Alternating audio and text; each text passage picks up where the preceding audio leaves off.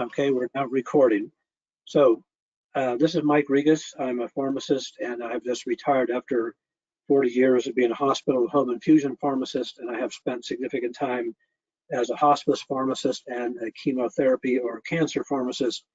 And it was some of the most rewarding things I ever got to do in the last 40 years. I'm representing AAIDA, which is Advocacy and Awareness for Immune Disorders Association today.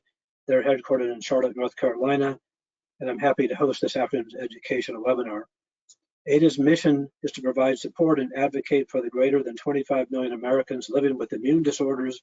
AAIDA works to promote research to create better awareness of immune disorders. Today, I'm going to be joined by Ashlee and Michael Cramer of Miami, Florida. Michael Cramer, who you can see on the screen here, wave your hand, Michael. Okay, Michael, okay, is a 22-year-old cancer survivor, bone marrow transplant recipient, social media influencer, and motivational hero. Before his diagnosis, he was a surfer, skater, and on the Olympic development team for windsurfing.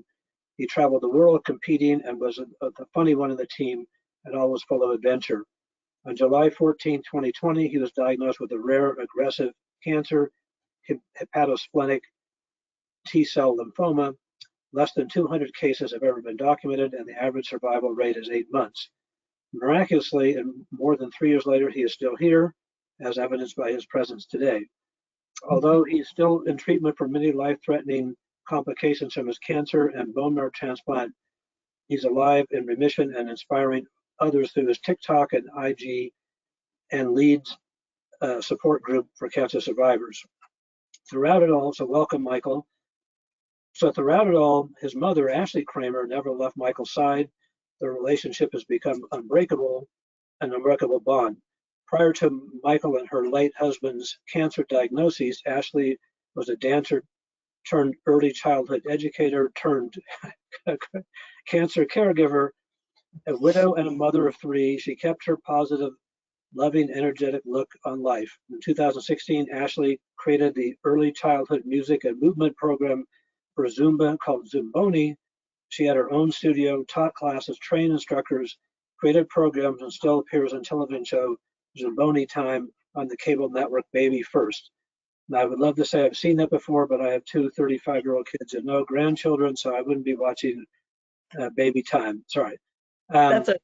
In the recent years, Ashlee and Michael started a podcast, Michael and Mom Talk Cancer, and soon after a website and blog and YouTube videos together.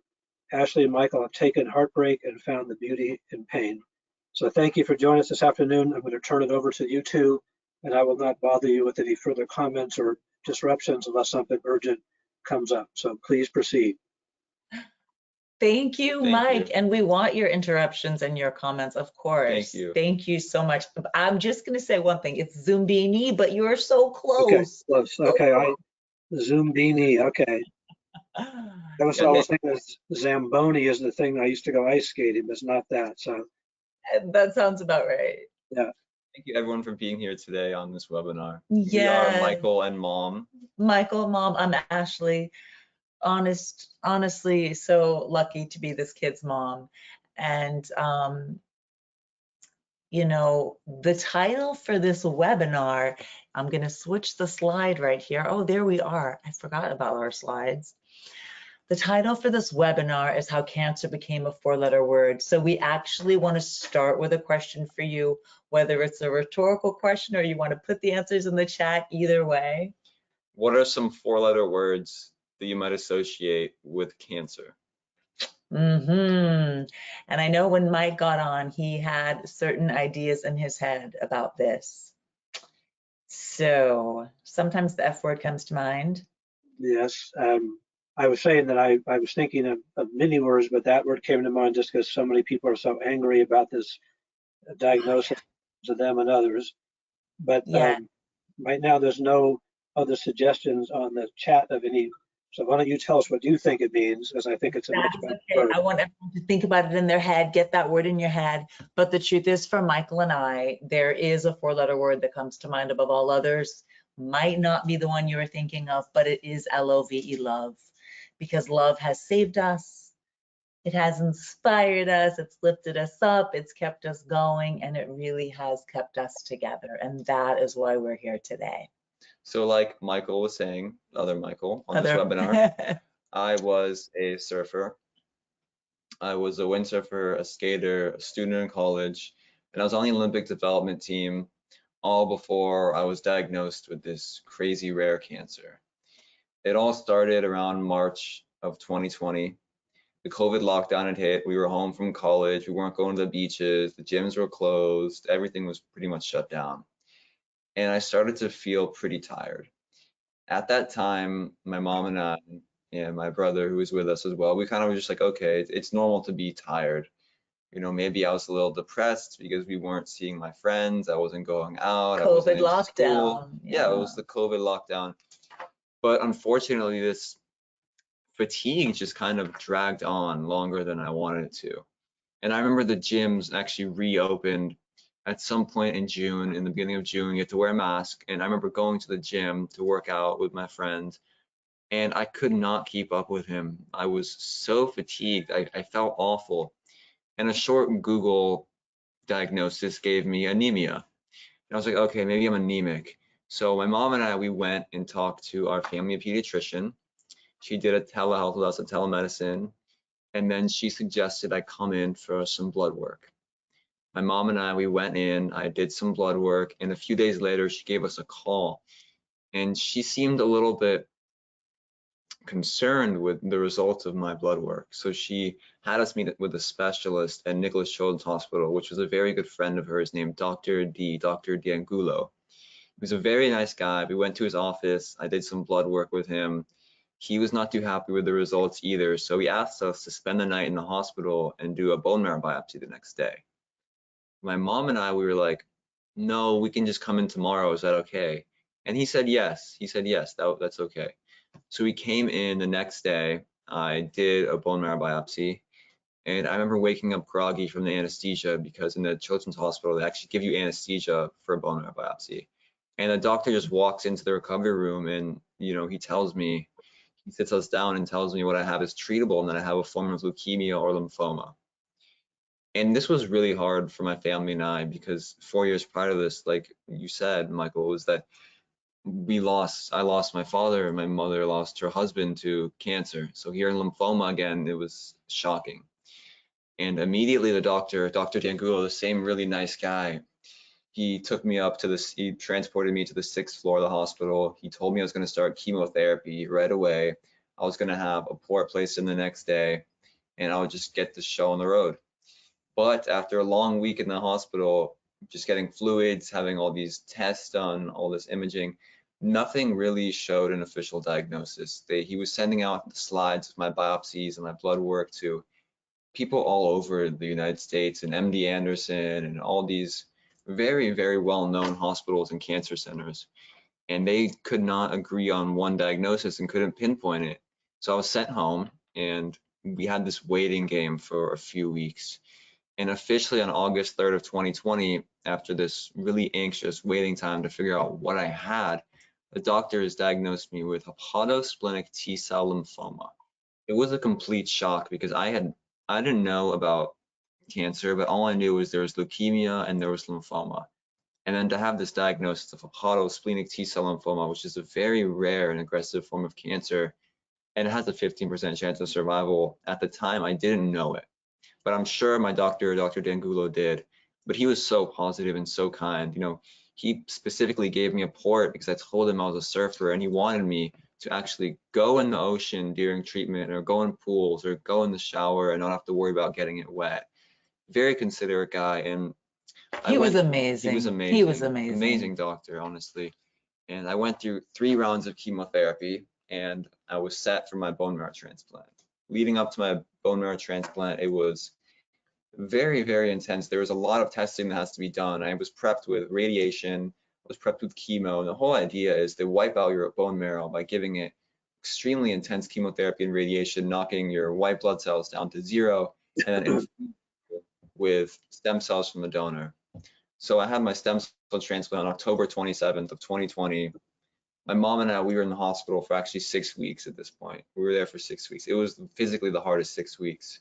ever for me. I mean, I vomited countless times. I had, a PCA pump for morphine. As you can see in the picture of the slide here, I mean, I was attached to all these poles and I was just out half of the time. I was even hallucinating because I developed engraftment syndrome, which was very, very scary. I would be seeing people in the room that actually weren't there, and it was scary. The doctors were very concerned that I was going to pass away. And after those 6 weeks in the hospital, we finally went home. Finally. But we came right back to the hospital a few days later because I had skin GVHD. I developed graft versus host disease.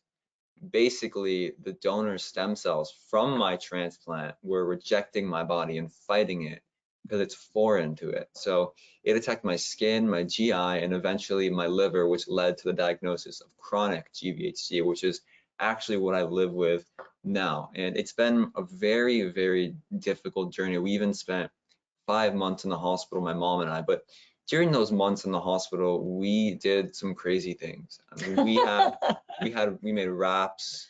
He's telling my side of the story now. Well, I'm just going to tell a little bit of my side here, but we did podcasts at home. We actually started the podcast before I was hospitalized for 5 months with the GVHD because I was a little stable for a bit. But, as you can see in the pictures here, I was very, very sick, but, we had so much love around us. And that's why our speech is titled How Cancer Became a Four-Letter Word, because every time we think about cancer and everything we have been through and continue to go through, what keeps us going is the love around us and the people that really are there for us and make us feel like what we're doing has a true purpose. Yeah, I'm going to tag on to his story and tell a little bit from my perspective as well. And it does sound a little bit like a movie is what I say. It sounds a little unbelievable because his story is like already its own novel. But before that, as Mike said, I had a beautiful career. I was married. We had 3 beautiful children, Stephen, Michael, and Jennifer. Michael's the middle kid. You probably could have guessed that. I don't know. I had a wonderful career and I had a beautiful family. But in 2014, that was the first time that our world kind of came to a stop because of cancer. And my husband, Michael's dad, the one you can see right there in the photos, he was diagnosed with large B-cell lymphoma, which is considered a treatable blood cancer. Unfortunately for him, the chemo was too much for him. And 17 months after he was diagnosed, it was May 12th of 2016, he died. And fortunately, I'm going to advance my slide here. Fortunately, the children and I, we were with him. He was in hospice. Mike, you know hospice well. He was in hospice and he was at home when he passed away. And, we were with him. We were hugging him and we were actually holding him and telling him how much we loved him when he took his last breath. So when Michael, 4 years later, flash forward to 2020, when he was feeling tired, as he said, I thought he was anemic. I thought, first COVID lockdown, and then maybe he's anemic. I always say I'm guilty of being a vegan mom. So I thought, maybe I'm not giving this athletic, at the time, 19-year-old enough red meat. We added almonds and dark chocolate to his diet. And then when he started getting the fevers and the night sweats, really and truly, I thought he had COVID. So we scheduled that telehealth, led to the blood test, which led to the bone marrow biopsy and the eventual diagnosis of hepatosplenic T-cell lymphoma. This is actually the piece of paper that they gave me when they told us the diagnosis. I needed it written down so I could remember it. It stayed in my pocket for, a good couple of weeks. Most of his doctors had never heard of it. I had obviously never heard of it. And his main oncologist asked us not to Google it. And we did not. And later we found out why, because as Michael said, he had a slim chance of surviving much more than 8 months. But here we are. you know, we're here together and talking to you and sharing this story with you. At the time, he was 19. He literally had nothing ahead of him but time until that day. And so at the time, I gave up my career. I gave up the future that I thought I saw in front of me, really to be beside him 24/7. That was a no-brainer. I'm so grateful, and caregiving kind of became my calling. It still is. That's why I'm here. And what happened when Patrice was diagnosed, my husband, and when he was going through, he went through 17 months of living with cancer before he passed away. We kept the story really private. I think it was really our own personal pain. I was trying to protect my 3 young children, keep the house together. But then when Michael was diagnosed, his cancer was really aggressive. So the chemotherapy that he got was really aggressive. And literally within days of starting chemo, his hair was coming out in chunks. And this group of friends that you can see right there and his brother, they shaved their heads in unison with Michael. And like a good mom, I took a video and I posted that video on Instagram.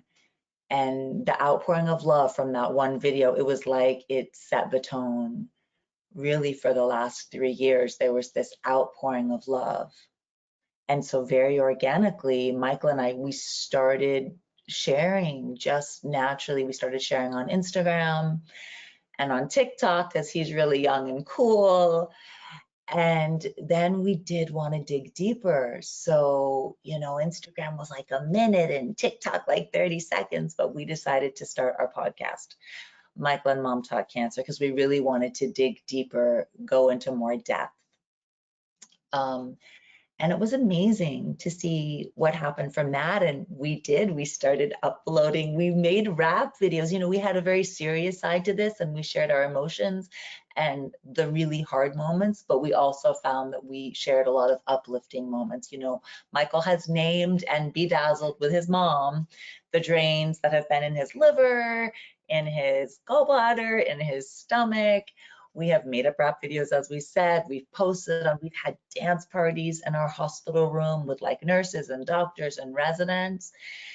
And it's just been so incredibly inspiring for me, especially to see the impact of now a 22-year-old kid and a very, very, very humbled mom. Because as we were saying, the truth is that this has never been a story just about us. It really has been a story about the people who have been there for us. And it's the people like you that are listening to this, that are learning from this, that we can share with, love from the people like you that has changed this. So we truly do feel that our 4-letter word has love, and that has been what has made a lot of the magic and the miracles happen. Love is not a chemotherapy, it's not a drug, it's not a medication, but it has been our best medicine. Yes, but it has been our best medicine. It's not over. But it's not over. No. It's not a cure. No, it is not. So what we still want to talk about is now Michael is living with a chronic long-term illness. He has chronic graft versus host disease, which he kind of touched on a little bit, not to mention living with the long-term side effects of chemo, of radiation, of the bone marrow transplant, of the medications that he is still taking today. So Michael, Yes. I want to turn this over to you and ask you, what is it like for you living with a chronic long-term illness? I mean, like you said, it's a chronic long-term illness. So it's like you're never free from it. You know, there's no days off, there's no vacation. You said this a lot, and it's very true. You know, when you live with a chronic illness, you know, it's like having cancer in a way. I mean, death is still right in your face. Like you're cured from one thing, you're cured from the cancer, not cured, but in remission from the cancer. and then you get faced with another disease. And it's extremely difficult because as a cancer survivor, sometimes you see other cancer patients who end up finishing treatment, and of course they have their own problems, and I'm not saying they're not valid. I'm saying that other cancer patients sometimes can go back to things they used to do, like their normal activities or traveling a lot or going to school. And for someone like me with a chronic illness, I'm never really done with the hospital. You know, it's not like I go and get scans every few months and that's what I'm dealing with. I'm still in treatment twice a week, still with a chronic illness, still medications every day, still new doctors. I'm meeting special doctors constantly for my disease, trying to get myself better. And it's always something with my disease. So it's just extremely difficult to live with something chronic. Okay, so I want to know what is your biggest challenge? I would say the biggest challenge is letting your illness, you know, guide you instead of letting it control you. I mean, it's such good advice. Such good advice. It's very true when you have something like GVHD, and as you can see the photos here, this is treatment I do, and it's really intense and scary sometimes, but there's a good amount of time that I'm not in the hospital, and I'm home on the weekends, and I'm home in the afternoons typically. So there's things you just have to do and keep your life in a way as normal as you can, even though it's not normal. You know, you have to find the things you can do and do them, or otherwise you're just going to be a victim of your situation and be miserable. Totally agree with that. I should have gone to the slide. Sorry about that. But now I'm going to ask you this. How do you cope? As you can see from these beautiful 4 photos here, I cope, and my mom and I, we cope by, you know, speaking. We are speakers. We're here in this webinar. I also love Legos. I love playing guitar. Legos are not just for kids. No, they're not. And you know, I picked up guitar about 6 months ago, and it's been life-changing for me because I used to work out, and that was my way of coping with things. But with a chronic illness, I developed a lot of complications and issues and damage to my bones and joints that makes lifting very painful, and it's not a good thing to do because it could actually cause more damage than good to me. So I have to be very careful with my physical activity. So music was always a passion of mine, and I decided to actually act on it now that I have the time because of my illness. So like I said, you know, it's about adapting to your situation and trying to let it guide you and not control you. But you know, it's not just me, you know, living with this chronic illness. My mom, she's my caregiver. And, you know, what's it like for you to care for someone with a chronic disease, especially after, you know, you've cared for someone who passed away from cancer and someone who had cancer and now has a chronic disease? Yeah, seeing my kid live with this chronic illness long term, I think it really makes life for us much more complicated, because in the beginning, when Michael was first diagnosed, there was more of a plan, and now there is no end date. There is no plan for this. In the beginning, we knew he would go through chemo. We knew he would have radiation, get to that bone marrow transplant. The hope was by day 100, you would be weaning off the immunosuppressants. That original plan was go to the hospital less, get back to college, get back to work, get back to life. But as Michael just said, he is still in the hospital at least twice a week, often more, often 4 days a week. And it makes life really complicated. And people hear, you know, one thing is people hear the word remission. I'm sure many cancer survivors out there can relate to this. People hear the word remission and they really do think that you're all good and you're okay, and you want to be good and you want to be positive and you want to be optimistic, but sometimes you also want to say it's not over and we do still need help, and that makes it challenging. It's also a little bit challenging because I still can't work full time, so finances are still a challenge for us. I'm still his caregiver. And I just want to say, I don't want to interrupt you, I'm sorry, I just want to say, and this is one thing that Michael said about himself But I also, for the caregivers out there, I just want to also just mention this, that there's no days off. You know, he doesn't have a day off from having this chronic illness. It's not like sometimes we laugh about it, but it's not, you know, that funny. Is that friends that we love are like working hard, and they are working hard, and they want vacation, and yet 100% they deserve the vacation. And sometimes we're like, gosh, let's take a vacation from, you know, chronic GVHD. Let's take a vacation. And you can't, you know, and I think that that is a challenge, that there's no days off. And yes. So how do you cope with that? Yes. What do you do? How do I cope? Thank you for asking me this, Michael Cramer, because, well, there's one way I cope, and that is by having fun with you.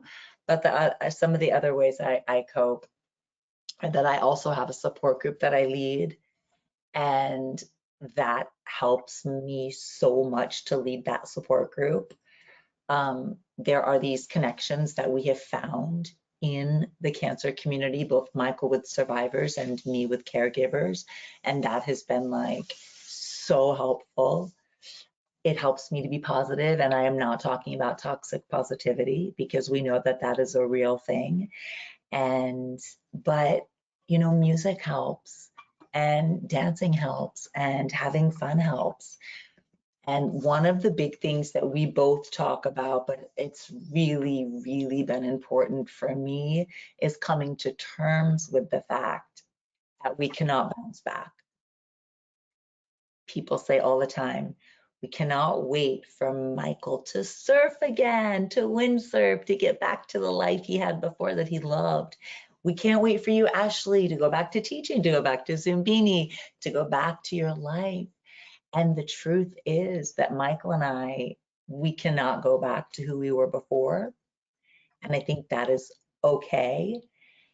And we don't really want to bounce back. What we want to do is bounce forward. And it is truly not because cancer got the best of us. It is not because, you know, we're not strong enough or good enough. It's not because we're less than who we were before. It really is because we are more than who we were before. So for us, we really talk about bouncing forward. And I think that's one of my coping mechanisms, is to remind myself that we're not going back to who we were before. We are bouncing forward. And I think forward really is the only option, because otherwise it's kind of pointless. And I can't believe that there's no purpose to all of this. And I just want to say, before we're going to go to some other questions, I wanted to show the slide because I want you to kind of see like what Michael has. He's changed a lot. But Tony Robbins said this beautiful thing, that he made his worst day his best day.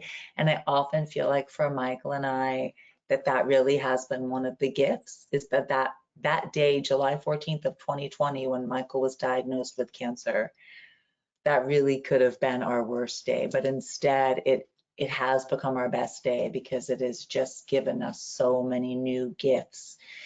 And the bouncing forward really is the beauty and the pain. But now we still have a few more questions that actually Lauren from AAIDA had asked us to answer. And so we want to get into some of these questions as well, because these are some other things that we think that you might relate to. And the first thing I want to say is Michael, oh my God, and he's amazing. I'm sure you all agree with me when I listen to him speak. I'm like, oh my God, he's so amazing. But do you get patient burnout? Is that like a real thing? Yes. Can you get patient burnout? Yes, you can. It's 100% real. I have experienced it a lot, and actually the last few weeks I've been experiencing a little more. It's because Oh no. the treatment is just, it's constant. And at this point, it's just like I'm stuck in this thing where I'm stable, but I'm still taking the same meds, still doing the same treatment. I'm not really having a big improvement, but I'm not also getting stable. worse. I'm stable. What I really want is to get better and off the treatment. So you kind of just get burned out of doing the same thing over and over again, and the results just stay the same. And it's like they say, like the idea of like insanity, the definition of insanity is doing the same thing over and over again, expecting different results. So sometimes being a patient, you have to really have that patience. And it's true, you know, I get burned out, but if I want to keep going, if I want to live, I have to deal with these things. And Same with you, Mom. I'm sure you must have some caregiver burnout. Do you actually? I don't know. I really have thought about this a lot since Lauren spoke to But us. we have too much fun together. You can't have I can't get burnt out with him. He's so much fun. You know, there's moments, but honestly, there's also something about being a mom. And okay, I'm gonna say this. There was a moment, and I do think being a caregiver to your child is a little bit different. There was a moment with my husband that I was like, oh my God, I don't know how I can do this. Because at that time he was so sick. I had 3 kids. At the time, my kids were 12, 14, and 16. Michael was almost 15. And there was a moment I remember, and I will never forget this moment. I don't even think I've ever said this to you, Michael. Actually, this might be the first time you're hearing it, that I stepped outside of our kitchen. There was a door going to the patio, and I stood on the patio and I called my mom. And I was like, I have to keep going. I'm gonna cry. I have to be going for my husband, and I have to keep going for my kids, but I don't know if I can. And at that moment, I just felt like it was so hard. And I really gave into it and I just sobbed. But then I got past it, because there is something that happens, and I do lead a caregiver support group, is that kind of when you're really in it, like when you need to be in it, you just do what you need to do. I think sometimes the burnout comes sometimes on the quiet, like you said, the last couple of weeks you felt it.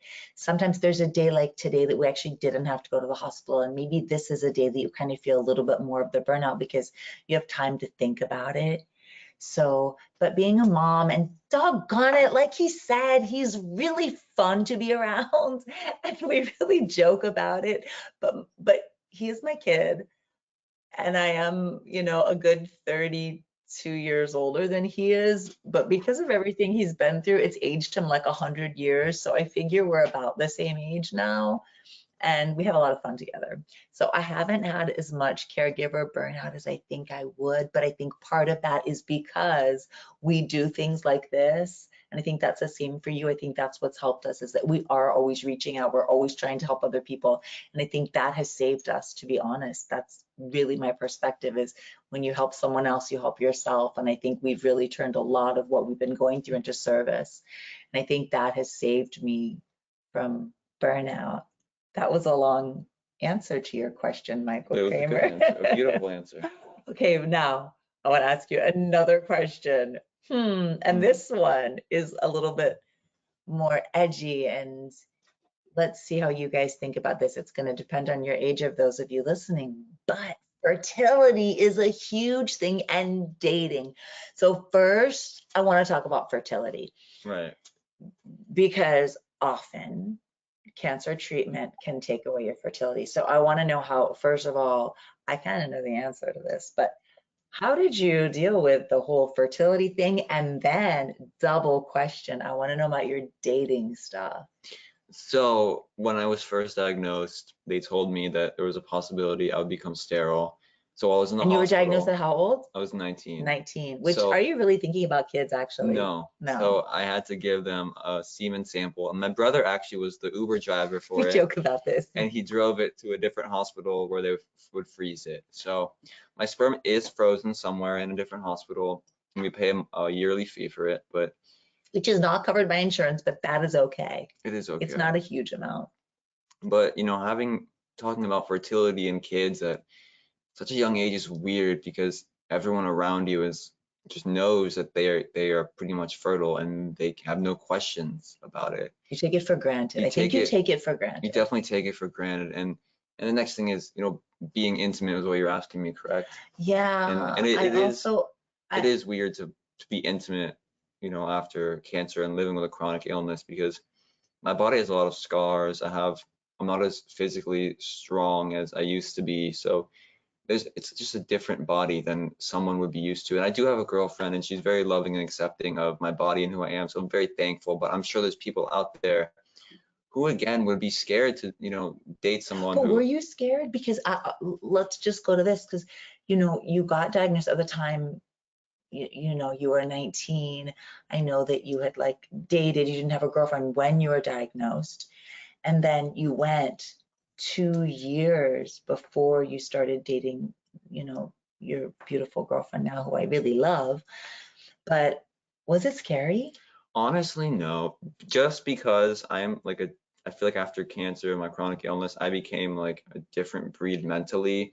And I got to the point where I was like, okay, the person I'm gonna be with is just gonna have to love and accept me for who I am. And if they don't, then they're just not the one for me. So that's a mindset I highly recommend having if you've been through a chronic illness or cancer.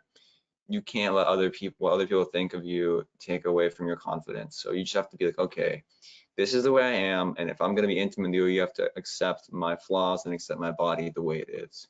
You know, I just want to add one thing. I think one thing as well, which when we were talking to Lauren before this, she was like, you know, like on what date do you tell someone that you have maybe a chronic illness or Day you're going through one. something? Day Michael one. says date one. And Day one. one other thing about Michael is you were also very open on social media. That's why, because the people who the girl I'm dating now, she knew before she even met me that I had all the Right. stuff through social media. So it wasn't like a big conversation, but let's say for someone who's older and isn't on social media as much. Or doesn't share, because not Or everyone doesn't share, shares correct. their chronic illness Correct. journey, or yeah. Then you'd have to bring it. I think it's the best to just bring it up first date, or even while you're talking to them, texting or calling them before you meet them, just because it's a lot to put on a person and they should know before what they're getting into as well. But I mean, my dating life, thankfully, really good so far. But So good. But what about you? Because it's been 7 years, correct, since you lost your husband. And how has it been for you as a caregiver? Because you're juggling so much. You're caring for someone. You've lost the love of your life, basically, and now you're thinking about trying to date. So it must be very complex to tackle the situation. I will say, I feel like in a way it's a little more complicated for me. Most things are, I'm putting it out there. Physically, everything is so much more complicated for him. 1,000,000%. But it is true that my husband passed away 7 years ago, and it was about 4 years after he died when Michael was diagnosed. And ironically, around that 4-year mark, some of my friends and actually my family was like, you know what, Ashlee, you probably should just think about going on a date. And I thought about it and I was like, okay, you know what, it's been 4 years and maybe I should. And right at that moment, Michael was diagnosed with cancer. And then, of course, that was the last thing on my mind, was dating again. And I think last year when Michael started dating his beautiful girlfriend, it has crossed my mind.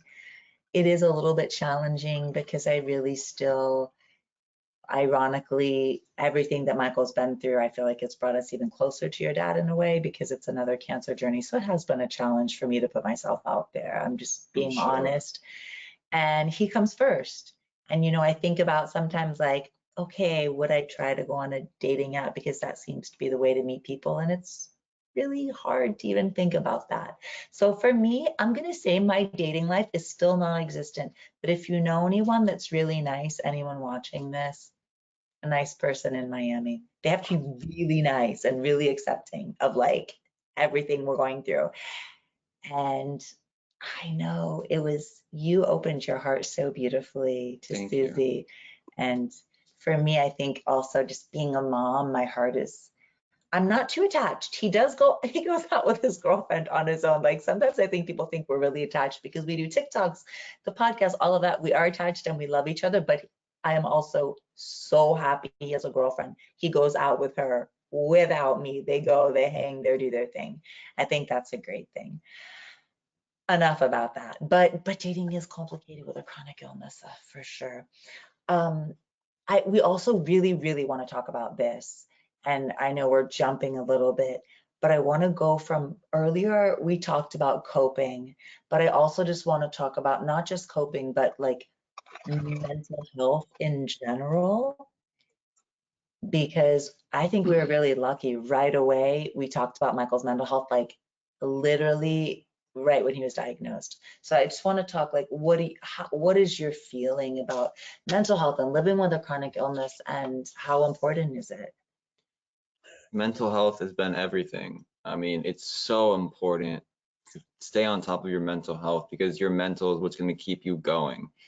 And for me, I've had a lot of mental struggles. There was a point where I was actually very depressed in the hospital for so long that I even didn't want to survive, because I was so depressed. I wanted to give up. And I thankfully am still here today. And after that mental battle, I do have to say, and do have to be open, I am actually on antidepressants. And for a lot of cancer patients and people with chronic illnesses, they are on antidepressants. And I used to feel very shameful about talking about it and saying I was on antidepressants, because it kind of felt like I was cheating my way with my mental health. But sometimes when you need something like that, it's better to just take it. And I've talked to a lot of people in my support group that I lead, and a few of them are on antidepressants as well. And I feel like all of them are. I feel like most of them are, because it's true the depression rate in cancer survivors is 3 times higher than those in the general population. So depression and anxiety in people with chronic illnesses is pretty much the same. And it's very tough, but there's a lot of other things I do for my mental health and how I cope. You know, for example, I love when I'm anxious or something, I love to just go outside, go on like a little walk. We live not so far from the beach, but I can't get any sun. So my mom and I we'll go to the beach in the evening when the sun is down, go for a walk. Again, like I play the guitar. It's pretty much the same coping things that I do for my disease helps my mental health. And I think also talking. yeah, He's very talking. open. You're very open about. Great to talk and break down and about things, and it's normal to do that. So that's been my way of coping. But what about you, Mom? How have you coped as a caregiver? Well, I do think for caregivers, And how do you take care of your mental health and make sure you're always not always, you can't always be in a good place mentally, but you're mainly in a good place mentally so you can take care of someone. yeah, it's true. And I think mental health, I think a lot of times what happens, well, a lot of times we ignore it. And I think we were really lucky with Michael that, as I said, when he was diagnosed, one of the first things they did was, if you wanted, they set him up with a therapist.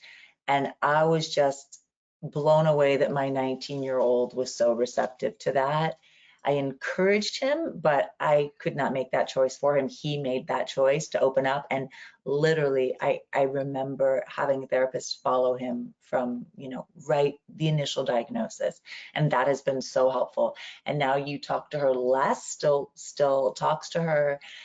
But sometimes it'll be like, you know what, I really need to call her. And we're like, yeah, and she's there. And that's been amazing. For me, I have a Coping for Cancer caregiver support group. It has helped me a lot, and talking to them.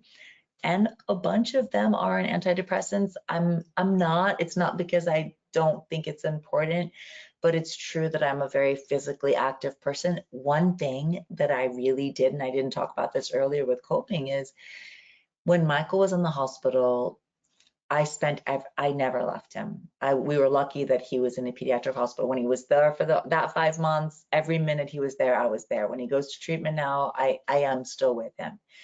He does need a caregiver with him. He needs someone to drive, and I'm lucky that I can be next to him.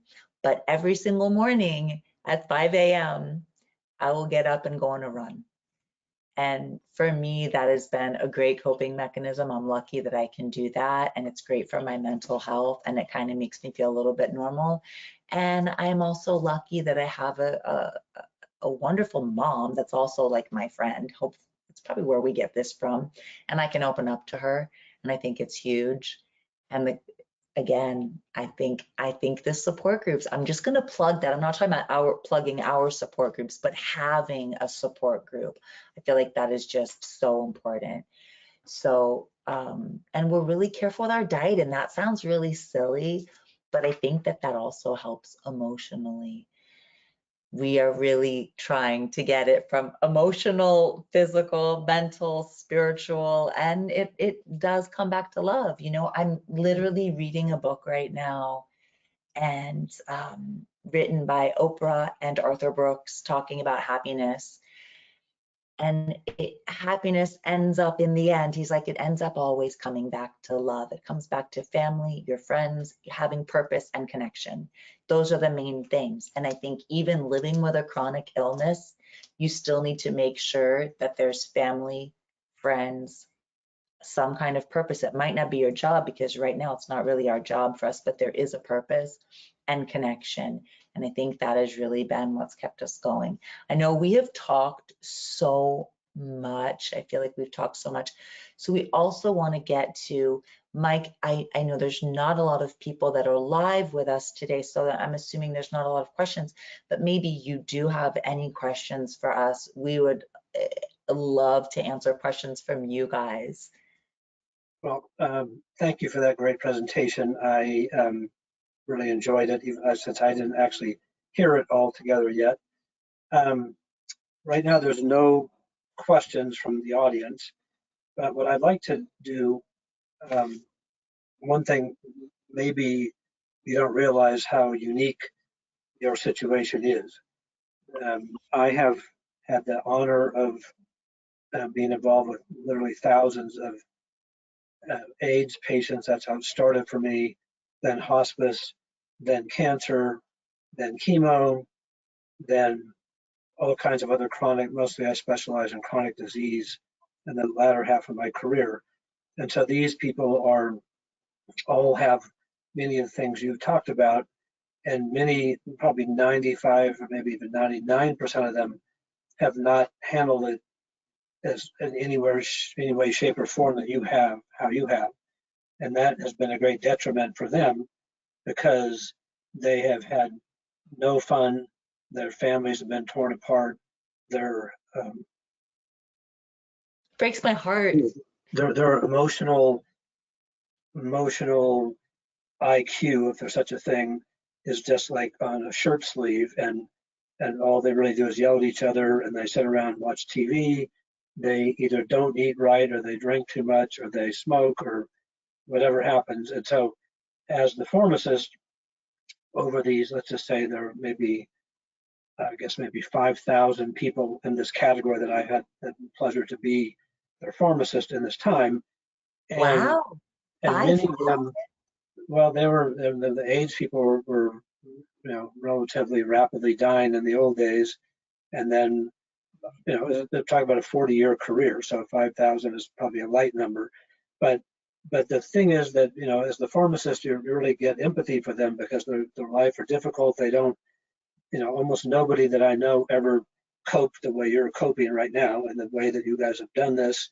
I know it can't be easy for you. I know it can't be fun, even though it's much more fun than it could be. But I think for the people that are in the audience now, or the people that are eventually going to watch this online, one of the things that I found most important is the support groups. And because everybody feels like you're the only one that has this disease, which in this case you may be, but that's a different thing. There's only 200 of you. But in most of the chronic diseases that I've been involved with, the people don't even know what the disease is.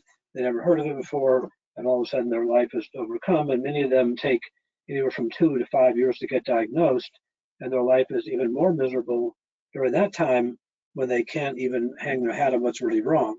So even though it's hard to believe that your situation could be considered good, the fact that you learn fairly rapidly within a few months what happened to you and what disease you had is really better than many people, especially the ones that I deal with that have chronic disease, because they may go to 5 or 10 doctors. They may take anywhere from 24 to 60 months to get proper diagnosed, and then of course treatment after that is even longer. So so I want to point out, given the fact that I have had this experience, that you two are definitely an abnormality in the whole situation, in a good way, and that other people listening to this that are in the situation now that I'm describing most people to be in could significantly benefit from this, and listening to your other podcasts and TikTok and whatever other stuff that I don't even know what that is. But then one thing I didn't mention that I want to ask about before we go here is the insurance situation. And for many people, that many people, so my life is about pharmacology, about pharmacologistics, that's getting the right drugs in the right place at the right time, but extremely a lot about pharmacoeconomics, and that is the cost of the treatment and the patient's out-of-pocket cost, and they're losing their insurance if they quit jobs or become 65 years old or whatever. So in all this, especially you said you had to quit your job, so what does Michael have for insurance? Is he on Medicaid of Florida right now, or what do you guys have? This was, you know, I'll tell the quick story, but Michael was in college at the time that he was diagnosed, and he was diagnosed July 14th with cancer, and then we found out August 3rd that it was hepatosplenic T-cell lymphoma. When he was diagnosed, I think it was school was going to start again in about 2 weeks, and because it was COVID, his classes were going to be online. So I didn't pull him out right away. He wanted to try to do chemo. We knew some people that went through chemotherapy and were able to do classes online. But when he had his first class that first day, Michael, remember, I know he can also talk to this, but we were in the hospital all day. His first class was starting at 4 p.m. We literally got home late, like 4:15, we were racing to get there, got there. He sat in the class and just cried. He couldn't do it. It was just, the chemo was so intense. There was no way. So I said, you know what, Michael, taking 1 semester off and, you know, go through your chemo. You're getting a bone marrow transplant probably in October. That was the plan anyway. Said maybe by January you will go back to class, or maybe it will be a year off. Who knows? Maybe it'll be 1 semester, maybe it'll be 2. It is okay. People do this all the time, like not even people going through chemo. And so I reached out to the school, I let them know what was going on, and they said, of course, you know, we're going to give him a semester leave for now, and then we'll follow up and see. And I was like, amazing, take the pressure off my kid. About a week later, we're in the hospital, he's inpatient getting chemo, his chemotherapy was inpatient, and I get a phone call saying the insurance has denied the chemotherapies. And I was like, what do you mean it's denied? And they said, yes, apparently he has no insurance anymore. And I was like, what do you mean? I just paid it, because even though I pulled him out of school, I paid the fee that went with the insurance. And I said, no, I paid his insurance. It is paid in full for 1 entire year. It turns out when they took him out of school on that leave, he also had no insurance coverage. Fortunately, we were at a hospital that is known for helping people because we've talked about other patients, and I think 70% of their patients are on a form of Medicaid. So Michael ended up getting Medicaid and then eventually Medicare, and right now he is on both. It's like, thank God, because I remember receiving a bill, it was denied, but it worked out for $1.1 million the day of his transplant. 1 day of admission was $1.1 million. And then since then, we know, because I've received many things about he has infusions that are $100,000 a dose, eculizumab, Soliris, which he's taken, I want to say at least 24 doses. The ECP that he does, it's $30,000 a pop, and he's had 111 treatments so far. So he is the, you know, $1 million man right here. And we're really lucky because of Medicare and Medicaid. We've had to go through hoops for some things. We've had copays for some things, but that has been the saving grace for us. And I'm glad that we're talking about this, because in many cases that is the straw that breaks the camel's back for many people with this disease, is they just eventually give up, because you know the insurance company wants you to be dead as soon as possible so they can save money. Well, that's sad to say. Well, they either want you to be dead or completely healthy. No, they probably think it's cheaper if you die, because getting healthy still requires therapy. So it's really a sad state of affairs. And then when you sign up for your insurance, you may not realize what your out-of-pockets are and other things. And if you have to start paying those, fortunately, if you're Medi, which was that what we call you, Medicare, Medi-Cal, then it pretty much is 100% paid. but there are rules and regulations and who's the primary, who's the secondary, what's covered.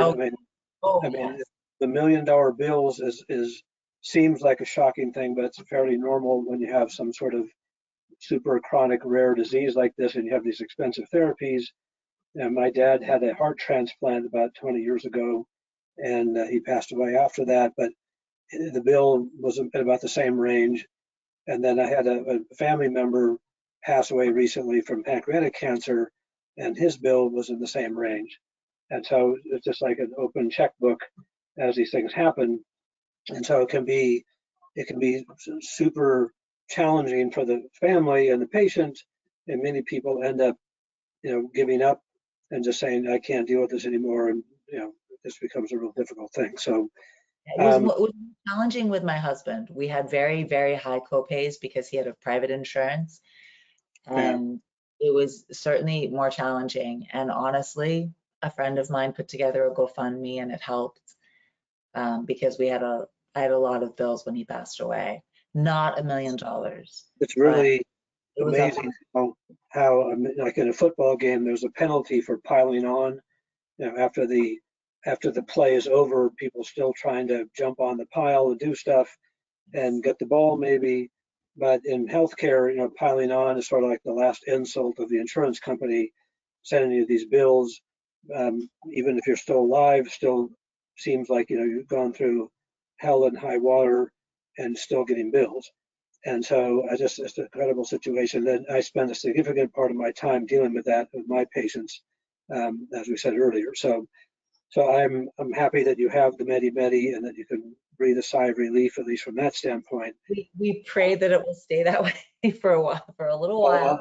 All I can advise you is just keep ahead of it. Make sure you know that there's any updates, filings, anything you need to do, that you never give them a chance to remove you from the roster because you didn't fill this or sign that or do something. So, but all right, so it's 1:59 and I don't see any other questions or anything. I'm very happy we did this together today. I'm very glad to have met both of you and hope that we have an ongoing relationship after this. I did sign up for the Pancreatic Cancer Action Network, so I'm supposed to be meeting with them again next week to be a lecturer and consultant for them. So maybe that'll be something I could share with you once I get that going. Amazing. So I will let Lauren know how this went, and I have some ending comments I have to make. So let me get my little screen back up here again and make my ending comments here. So I'm going to stop the recording now, and let's see, where's the recording button? And I don't know where it is right now. I'm not going to go look for it. So I'd like to thank you both for being with us this afternoon and taking the time to educate our community. Thank you to our audience for tuning into this evening's presentation or for watching it later, not in real time. Don't forget to register for the next special webinar, November 28th, with the medical dermatologist and past president of American Academy of Dermatology, Dr. Mark Kaufman.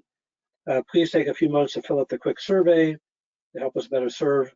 Also, if you enjoyed today's presentation, consider making a tax-deductible donation to AAIDA, and you can find that information on the godoaida.org website.